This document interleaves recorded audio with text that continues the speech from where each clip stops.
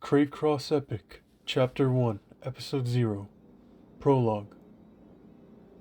This has become quite troublesome. He thought this just before he fell into a deep slumber. His surroundings were in complete darkness. Chronoscommand Dragon warily looked around, trembling. There was a strong, mold-like smell, and the faintest hint of crawling beetles. With the wave of his gear staff, the lights turned on, revealing the stone ruins. Perhaps it had been abandoned for a tremendous amount of time. The walls were collapsing, the ceiling rotting, with the dark sky visible through the gaps. Now, in his memory, it had gone like this. Until now, he had been experimenting in order to create a gate that would connect the present and future. The future, that being said, the technology to create a gate to the past had already been established. So theoretically, it was just a matter of reversing it. The laboratory where the experiments were conducted was located in an ancient ruin, though the facilities were adequate.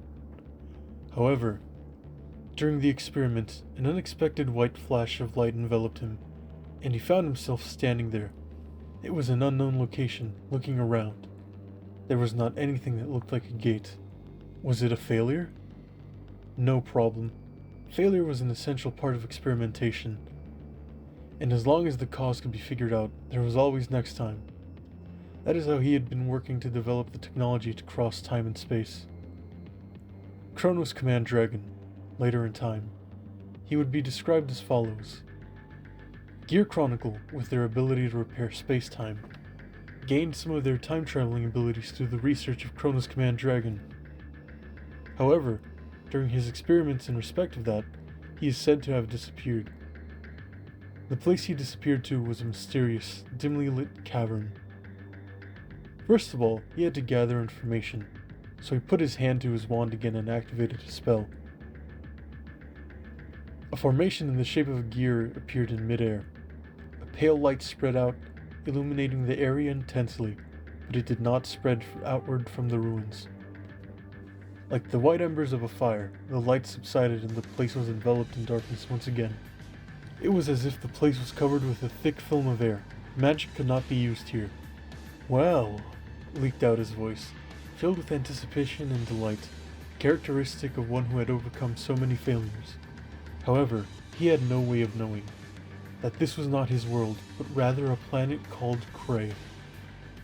The Messiah's blessing that had once existed on this world had already disappeared, and as such, magic had disappeared. Of course, without magic, it was impossible for him to return to his original world. He could neither travel through time nor cross worlds, thus, he slumbered to maintain his power. Eventually, hundreds and thousands of years would pass. In the depths of the collapsed ruins, accompanied by a huge mass, there was a sign of someone. Oh yeah! From within the darkness, a repulsive voice, sounding as if it was gurgling out from the bottom of muddy sludge. Well, the renowned Chronoscommand Dragon. There was a sound of something dragging across the ground. What emerged from the darkness was a mysterious unknown. Its entirety could not be made out, and a strange breathing sound could be heard. Not one nor two, but countless bright red eyes were glowing in the depths of the darkness. At the end of their gaze was Chronoscommand Dragon, who had slumbered for a long time. The light faded from its once powerful body, and it seemed to have become one with the decaying ruins. The deep sleep had rendered him unconscious, and he was unaware of the danger looming over him. The unknown opened its crimson maw in an attempt to swallow Chronoscommand Dragon. Ah, delicious. Gulping, its throat rumbled and fell,